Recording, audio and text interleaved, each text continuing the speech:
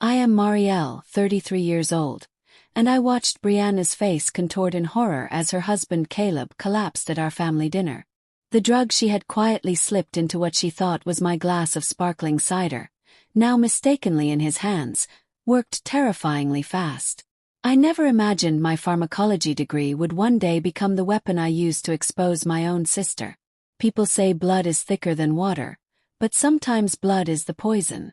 If this story of family betrayal hits close to home, I'd love to know where you're watching from. Drop your location in the comments below. Hit that like button and subscribe if you want more stories about how picture-perfect families can hide the darkest secrets. The moment I switched those glasses changed everything and exposed truths about the sister I thought I knew better than anyone. Growing up with Brianna was like living in the shadow of a blazing sun. She was born 3 years after me in our quiet suburb in Willow Ridge, Connecticut, and from the moment she arrived, she became the center of our family's universe. I was the responsible, quiet older daughter who followed every rule and worked non-stop. Brianna was the vibrant, charming golden child who floated through life effortlessly. Our childhood home was filled with her dance trophies, her paintings framed and displayed, her awards hung proudly. "Marielle, why can't you be more outgoing like your sister?" my mother would sigh weakly. Or, "Look at this. Brianna got another A+. Maybe she can tutor you." The fact that I maintained a 3.9 GPA while juggling a part-time job at the local clinic seemed invisible to them. I remember a Christmas when I was 16 and Brianna was 12. I had worked at the bookstore for months to buy thoughtful gifts. A leather journal for my dad, a delicate opal bracelet for my mom. Brianna handed them crayon drawings, and of course, her gifts were the ones framed and mounted in the living room. Still, I loved her. We had rare but precious moments when competition faded. Late-night talks, shared secrets, laughter over silly sitcoms. I held on to those memories as I worked through pharmacy school on scholarships and loans, while my parents paid Brianna's full tuition at an elite arts college where she majored in creative branding, but mostly attended social events. Once I graduated, I secured a job at Ralex Pharmaceuticals, a major research facility known for pioneering drug delivery systems. I worked 60-hour weeks, climbing slowly, building a reputation as meticulous and dependable. My apartment was modest but cozy. My life was structured. I dated casually, but my career came first. My parents were forever disappointed that I wasn't married yet, because in their eyes, professional success meant nothing without a partner. Then Brianna met Caleb Harrington at a charity gala, the only son of the CEO of Ralex Pharmaceuticals, the very company where I had worked for 3 years. Within 6 months they were engaged. Within a year married. Their wedding cost more than I earned in 2 years. I stood beside her as maid of honor, smiling as relatives whispered how, at least someone in the family managed to catch a good one. At their engagement party, Brianna joked loudly, "Can you believe it? Marielle's been working at Ralex forever, and I became a Harrington after one dinner date." Guests roared with laughter. I excused myself to the bathroom and splashed cold water on my face to stop tears from forming. Over the years, I began to wonder if Brianna truly loved Caleb, or if she simply saw an opportunity for status. Caleb was kind, intelligent, and adored her. He was also incredibly wealthy, having inherited a substantial stake in the company. Brianna adapted effortlessly to her new life. Designer wardrobes, a mansion in Briarcrest Hills, extravagant parties, vacations to Santorini and Dubai. Our family dinners became stages for Brianna to showcase her newest jewelry or handbag. When I received a promotion to senior research lead, the conversation shifted back to her within minutes. As Brianna's wealth grew, so did her control over family events. Thanksgiving, birthdays, Easter, everything was hosted at her mansion. She dictated menus, outfits, even the color scheme of family photos. "Marielle, don't wear that same navy blouse again," she'd whisper loudly. "It shows up in too many pictures." Worse were her attempts to exclude me entirely. She would forget to invite me to gatherings, then claim, "Oh, we figured you were too busy with work." Even when cousins from out of state somehow made these last-minute events, she maintained the lie. Still, I made every effort to stay connected. I sent gifts, called weekly, attended all that I was invited to. I refused to disappear. This year's Thanksgiving dinner was supposed to be the same. Lavish, controlled, suffocating. But everything was different because of one looming event. The reading of our grandmother's will the next day. Our grandmother, Eleonoria, a real estate titan, had passed away 3 months earlier. She had always treated Brianna and me equally, or so I thought. Obviously, Grandma will leave most things to me, Brianna boasted 1 week before the will reading. I visited her more. She adored me. She didn't know I had visited too, quietly without selfies or social media posts. Grandma and I shared lemon pastries and medical journals during my visits. Our last conversation was strange. Marielle dear, she whispered, gripping my hand. People aren't always what they seem. Remember who you are, no matter what happens. I chalked it up to age and illness. I had no idea how prophetic her words would become. The day before Thanksgiving, I arrived at Brianna and Caleb's sprawling Georgian-style mansion in Briarcrest Hills, overnight bag in hand. The house was decorated to perfection. Professional autumn garlands, glowing lanterns on every stair, and the scent of cinnamon drifting through the air.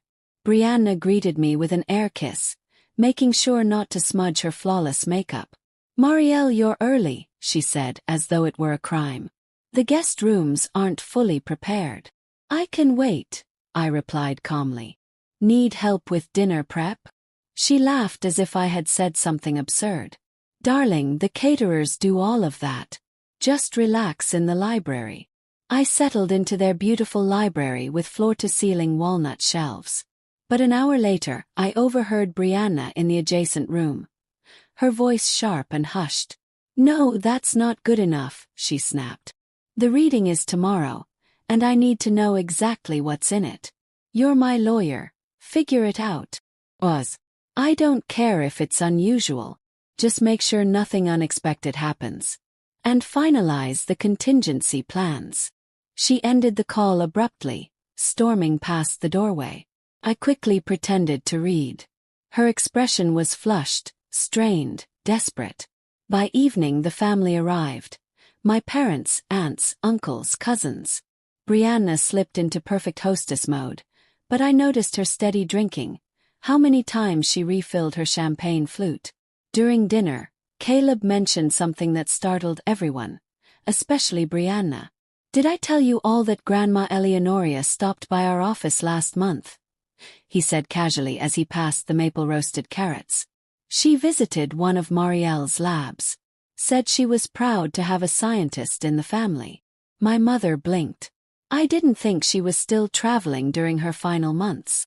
Oh, she came by several times, Caleb continued. She and Marielle had lunch at the Raylex cafeteria. She seemed especially interested in Marielle's research.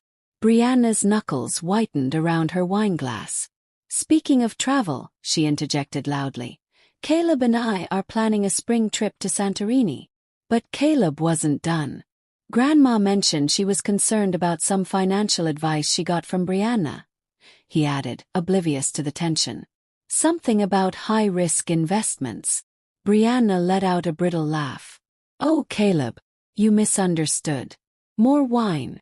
For the first time I saw my father watching her closely. Really watching. Tension hung over the meal like fog. Later, in the living room, Brianna claimed she had created a special holiday cocktail recipe in Grandma's honor. I had spent years studying how drugs dissolve in liquid. The moment she presented individually labeled crystal glasses, something in my chest tightened. Each one is customized, she said sweetly. She handed me one. Too sweet, too careful, the smile too tight. I didn't drink. When she wasn't looking, I dumped the contents into a plant. Within minutes, she was hovering. Feeling all right, Marielle? Perfect, I said. Her eyes flickered with frustration. I found evidence in my room that someone had rifled through my belongings. Drawers left open, my overnight bag unzipped. My wallet and makeup bag had clearly been searched. Something was brewing. Something dangerous. Later, Brianna announced a second round of cocktails. She prepared the drinks at the bar cart, pretending to measure ingredients theatrically. But I saw it, the tiny pellet from her sleeve dissolving into one glass, clouding briefly before clearing. Benzodiazepine. Strong one. My stomach tightened. She wasn't just trying to make me miss the reading. She was dosing enough to incapacitate someone for hours. Maybe worse. She placed the marked glass at my seat. The smudge she'd added was barely noticeable, but to her, it was a tag. Then she crossed the room to adjust the music, finally turning her back. This was my only window. In a single practiced motion, just like switching vials in the lab, I swapped my glass with Caleb's. He sat right beside me. The exchange took 2 seconds. She returned, glanced at the glass, smudge still in place, and relaxed. "Everyone," Brianna said loudly. "Let's toast." We raised our glasses. Caleb, poor unsuspecting Caleb, took 2 generous sips of what was meant to be mine. 10 minutes later the symptoms began. Stumble. A slurred word. A strange laugh. Then he collapsed. Brianna screamed. "Caleb!" As a trained pharmacologist, I immediately recognized acute sedative overdose. Slurred speech, disorientation, sudden collapse, respiratory depression. "Dad, help me lay him flat," I shouted, slipping into professional mode. "Mom, get pillows." Family members panicked. I looked at Brianna. Her face twisted from confusion to realization to horror. She knew. She knew he drank the drug she intended for me. When he began seizing, everything erupted into chaos. "Call 911. He's not breathing right." The paramedics arrived within minutes. I described the symptoms with clinical precision. "Do you know what he may have consumed?" the paramedic asked. Before I could answer, Brianna inserted herself. "He has a heart condition." I knew for certain he had no such condition. As they prepared to transport him, her purse fell open, spilling items across the rug. Among them, prescription bottle. My name on it. A benzodiazepine I had never been prescribed. Picked it up. "This isn't mine," I said firmly. "But it proves what he ingested." The paramedics took it for evidence. Brianna lunged. "That's mine." My father's voice thundered. "Let them take it." She froze. As Caleb was taken to the hospital, the paramedics added, "Given circumstances involving medication, police have been notified." My mother gasped. My father went pale. And I knew. The lie book Brianna lived by for decades was about to burn. At the hospital, while Caleb fought for consciousness, 2 officers separated us all for statements. They questioned me first. I told them everything. The strange behaviors. The forced cocktails. The marked glass. The last-minute phone calls. The glass switch. "So you suspected it was drugged," the officer said. "And switched it." "I didn't know for sure," I said quietly. "I just knew something was wrong. I needed the truth." When I arrived in the waiting room, Brianna charged at me. "What did you tell them?" she hissed. "The truth," I replied. "That you drugged the wrong person." Her eyes filled with terror. "This isn't over," she whispered. And she was right. It was only the beginning. The hospital waiting room became the epicenter of our family's unraveling. As the night stretched into early morning, detectives moved between small consultation rooms, interviewing each family member one by one. Police officers stood guard near the nurse's station, their presence a constant reminder that this was no longer just a medical emergency. It was a criminal investigation. Caleb had been stabilized in the ICU, still unconscious but breathing steadily. The doctors confirmed what I already knew. He had ingested a dangerously high dose of flurazepam, a potent benzodiazepine, mixed with alcohol, a combination lethal under the wrong circumstances. The only thing that saved him was that he hadn't finished the drink before collapsing. Brianna sat in the corner of the waiting room, pacing aggressively, then sitting abruptly, then pacing again. Her hair was frazzled, her makeup smudged. She kept whispering, "This is ridiculous.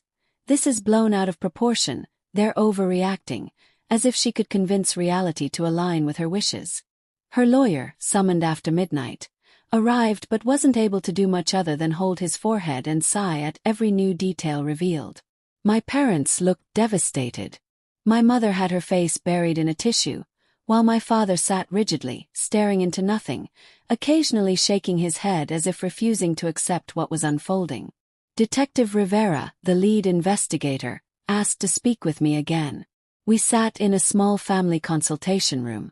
She tapped her pen lightly on her notepad. "So, Ms. Marielle," she began, "you believe your sister intended to drug you, but your husband, Caleb, accidentally ingested the substance because of the glass switch?" "Yes," I answered steadily. She studied me. "You made the switch because you suspected something but didn't know for certain?" "That's correct." "And the prescription bottle found with your name, but not prescribed by you?" "I've never received a prescription for flurazepam," I replied firmly. "Someone forged my information to acquire it." Detective Rivera nodded slowly. "And the fact that the bottle was in your sister's purse suggests motive and possession." She leaned forward. "There's something else. The pharmacist who filled the prescription verified that a woman, your sister, picked it up. She claimed you were too sick to come in." My stomach tightened. Before she could continue, a hospital administrator stepped inside. "Detective, Mr. Harrington is awake and asking to speak with you, and Ms. Marielle specifically." "Caleb." I followed the detective into his room. He looked pale and exhausted but conscious. Machines beeped steadily around him. His eyes found mine instantly. "Marielle," he whispered, "I need to tell you something." Detective Rivera stayed to document everything. Caleb explained everything. The massive financial problems he and Brianna had been hiding, the debt, the mortgaged home, the loans, the rented artwork, the maxed-out credit lines. Their lavish lifestyle had been a house of cards. "We were drowning," he admitted brokenly. "I didn't know how to tell her. She refused to scale back." His voice cracked. "And then your grandmother Eleonoria. She made changes to her will. She named you the primary beneficiary. Brianna didn't know yet." He closed his eyes. "She found out I knew. And when I confronted her about the missing funds from the Harrington Foundation, she denied it all." My breath caught. "She forged documents, diverted donations, spent foundation money on personal luxuries." Detective Rivera's eyebrows raised. "So she embezzled?" Caleb nodded weakly. "She did. And she was terrified that if you inherited what she thought she deserved, her entire world would collapse." As we spoke, shouting erupted in the hallway. Brianna's voice shrill and panicked. Moments later, Detective Rivera stepped outside, then returned. "Mrs. Harrington has been taken into custody for formal questioning." My mother dissolved into tears. My father just whispered, "Dear God." The next morning, gray, heavy, somber, Grandma Eleonoria's lawyer, James Harrington, arrived at the hospital to conduct the will reading so Caleb could be present. The family gathered around Caleb's bed. My parents looked hollow. My aunts and uncles whispered nervously. Brianna's absence felt like a physical void. Mr. Harrington opened a thick folder. "Before I begin," he said gently, "I must explain that Mrs. Eleonoria made substantial changes to her will 3 months ago after discovering troubling information about Brianna." He continued, detailing the private investigator Grandma had hired, the evidence of Brianna's embezzlement, the manipulations, the financial discrepancies, the attempts to play innocent. Then he read the will. When he said my name, "To my granddaughter Marielle Elise Rowan, I leave the majority of my estate." The room fell silent. My mother gasped. My father stared. My aunts exchanged stunned looks. Then came Brianna's share. "To my granddaughter Brianna Noel Rowan, I leave the sum of $15,000, placed in a trust to be released at the discretion of the executor." 15,000. Not millions. Not properties. Not the foundation. Just enough to survive, but not enough to continue the life she faked. And I, me, the invisible daughter, was the executor and the new chair of the Harrington Foundation. After the reading, the family drifted away in shock. My parents eventually approached me. "How did we not see?" my mother whispered. "We didn't want to," my father admitted. Later that week, I visited Brianna in county jail. She looked nothing like the glamorous socialite she had been. Her hair was tied back messily. Her eyes were hollow. "You ruined everything," she spat. "No," I said quietly. "You did." She stared at me, then looked away. "I never meant for Caleb to get hurt," she muttered. "It was supposed to be you." The words hung between us like poison. The following months were a whirlwind. Court hearings, media chaos, the discovery of Brianna's journal outlining her years of sabotaging my life. Friendships she destroyed. Job offers she intercepted. Relationships she ruined. Lies she spread. When the prosecution offered a plea deal, 15 years with parole after 10, she eventually accepted. At her sentencing, she gave a theatrical apology that fooled many, but not the judge, who told her, "Your actions were calculated, malicious, and dangerous. This was not a mistake. This was a pattern." And like that, Brianna was sentenced. Prison. Years. Over time, life shifted. Caleb recovered. We grew close, not romantically, but as two people who had survived the same storm. My parents entered therapy. Our family gatherings became smaller, quieter, more real. I renovated Grandma's Victorian home in Ridgewell, turning it into a place of peace. I rebuilt the Harrington Foundation with transparency and integrity, focusing on pharmaceutical access and rare disease research. A year later, on Thanksgiving, I hosted a quiet dinner. I placed an empty chair at the table, not as a wound, but as recognition of everything we endured. As we sat down, Caleb asked softly, "What are you thankful for?" I looked around at the imperfect, healing family before me. "I'm thankful for truth," I said, "even when it hurts. And for second chances, to build something real after the facade collapses." If this story of family betrayal and hard-won redemption resonated with you, please like, comment, and subscribe. And let me know where you're watching from. Because sometimes the most powerful kind of justice isn't revenge. It's simply the truth finally rising to the surface.